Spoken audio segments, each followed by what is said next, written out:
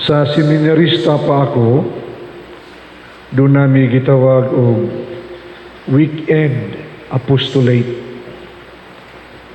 Adto mi sa mga informal settlers sa Caloocan. Unya among gipili nga adto matulog sa kung kinsa ang mga balay nga mupadayon kanamo. Bisan na ami choice nga adto mo higda sa kumbento nga pinakaduol nga parokya sa lugar. Ang tuyo mao nga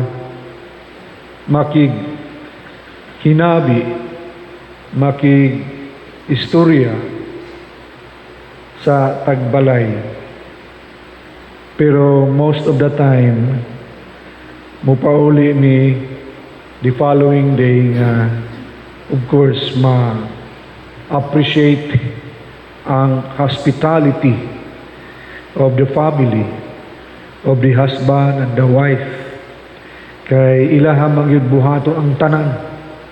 Basta maipakita gayud ang maayo. Bisan og nagkalisod-lisod. Mangutang o unsag palit og sudan para kang brother. Ang higdaan kung kinsa to'y nag-okupar sa kwarto nga gamay, ihatag kang brother. Ang tanan adto na sa gawas matulog sa salog. Ma-appreciate ang pag-abi-abi. Kaya mga Pilipino maabi-abihon. Apan dunay missing nga permi makulang sa mao nga kasinatian, mao ang pagpaminaway sa ilang istorya, sa among istorya, sa ilang kinabuhi. Mamiss gina namo kay ang ilaha ra gyud preoccupation is to entertain. Na see to it nga ang tanan mga needs ni brother ana agayod matubag bisan pa sa kalisod. Sa bago ba kumpare dito sa Lapu-Lapu, giasign po ko sa ka mission station nga dili pa parokya pero aduna nay mga misa dito ko the whole misa di Gallo. And again, I was doing the same nga magbalin-balin kong katulong sa mga balay-balay sa duol sa simbahan. And the same nga kasinatian nga ipakita gihapon ang maabi-abihon unya kinahanglan gayud nga ang needs ni Father maatiman unya mamiss na ko ang makig-istorya samtang ato ako didto, no? So mao na usa sa mga punto o ang keyword dinhi sa ato sa introduction o sa mga pagbasa mao ang word nga pagka maabi-abihon, the hospitality of the people. Ilabi na diha sa ato una pagbasa og sa ebanghelyo, no? Sa unang pagbasa ato nadunggan si Abraham nga nag-abi-abi sa mga dumuduong strangers, total strangers. Apan usaman kana sa ilahang panglantaw diha sa ilang pagtuo nga kung ikaw mag-abi-abi o usa ka stranger imong padayunon sa balay, imong pakaunon, dalan kana padulong ngadto sa kabalaan. Atong mainumduman nga nihapa pa si Abraham og nangutana unsay iyang ikaalagad. Apan ang pinakamaanindot nga gibuhat ni Abraham mao nga samtang nagkaon sila, nagbarog siya duol kanila ubos sa kahoy. Meaning, adunay time to exchange stories. And actually diha nga time nagkaistorya. Kay it so happen nga ang tulo ka strangers messengers di ay sa Ginoo.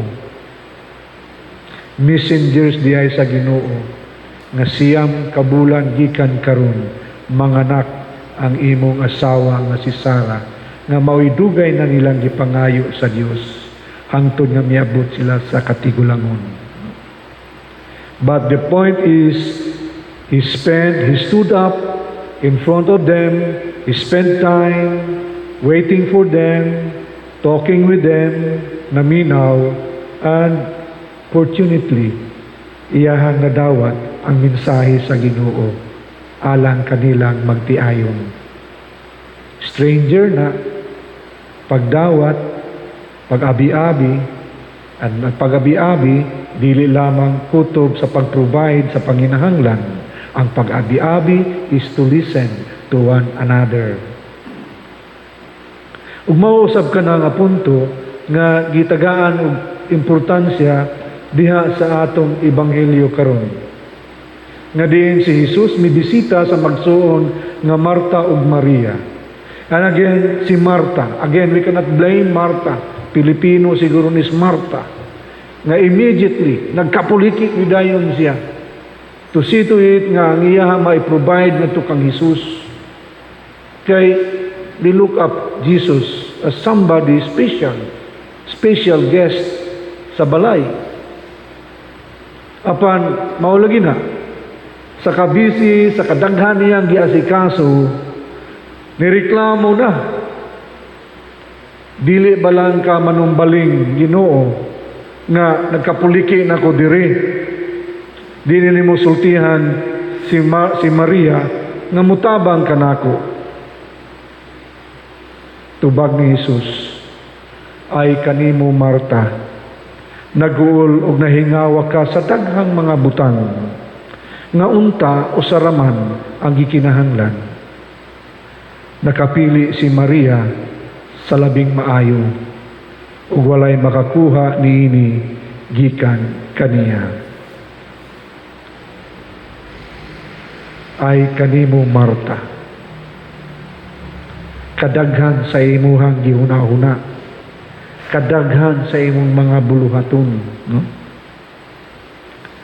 So nagpahinumdom kita nga ang atong pagka-maabi-abihon, first is to be hospitable to God.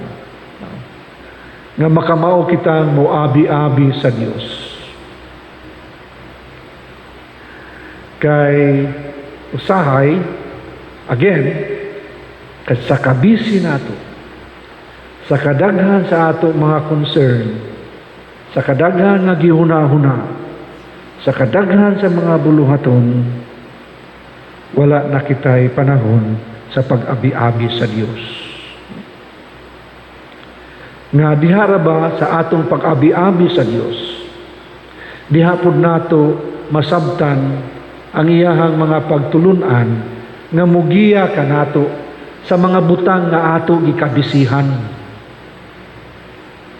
Diha sa atong pag-abi-abi sa Dios, meaning to listen to God.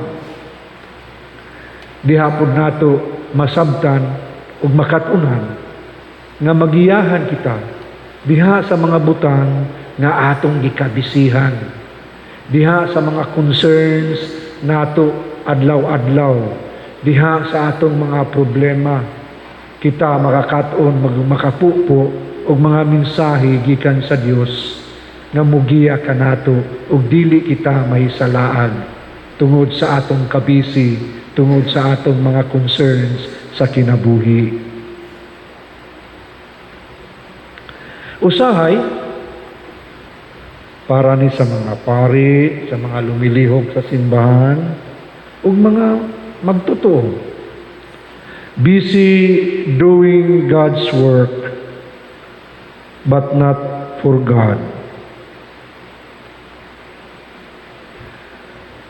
Pari, busy doing God's work. Ang mga voluntaryo sa simbahan, busy doing God's work.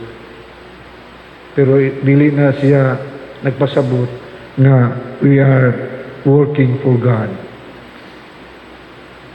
Okay, we see things as just responsibility. Just a task to perform. And it lacks devotion to God. May mga functional.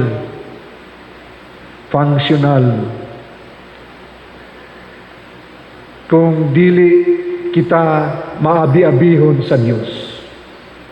Kung ikaw nagalihok sa pagpangalagad ug dili ka maabi-abihon sa Dios, mahitabo gayon nga we will just merely be working, doing God's work, but not for God. Sometimes nga, working for ourselves, for the sake of ourselves. Ang pagkamaabi-abihon sa Dios, nagpanday usab sa ato espiritualidad.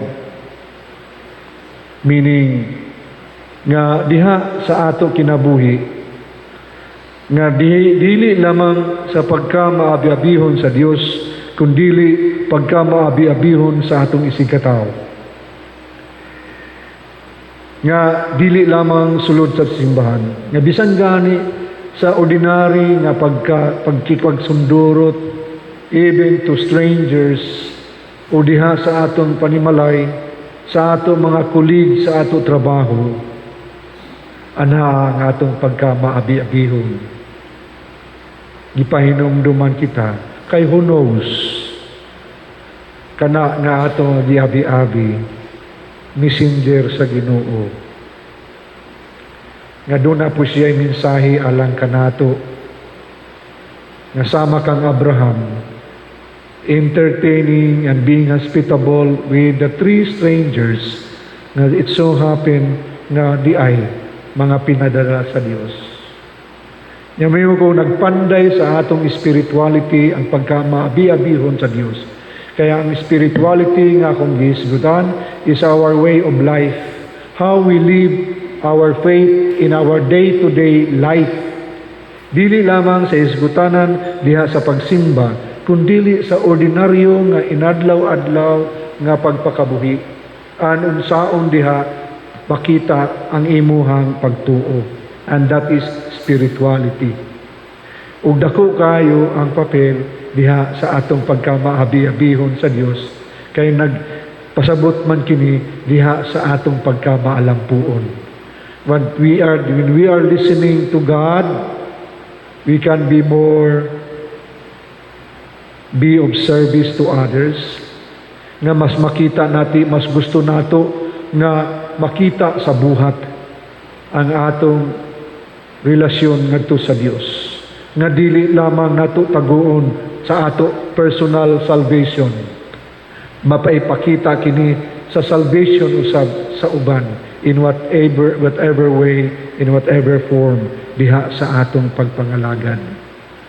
So mga igsoon ko diha ni Kristo, nini ika-unom nga Domingo sa ordinaryo nga panahon, diha sa pagpakita sa ato dinini sa ato mga pagbasa kung unsa ba gadayo di ay ang tinuod nga pagkamaabi-abihon, ug diha sa atong spirituality o spiritual nga kinabuhi, kini atong pagabuhaton ug pagapuy-an pinaagi diha sa atong pagpakabuhi.